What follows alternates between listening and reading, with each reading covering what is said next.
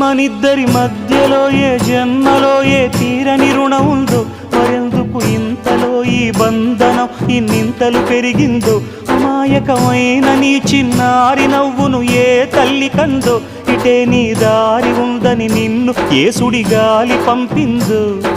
పాపం పుణ్యం దేవుడికెరుక, పేదకు దొరికిన బంగారు కణిక, పాలు వెన్నాలేవని అనక ప్రేమను తాగి పెరగవెసిలక.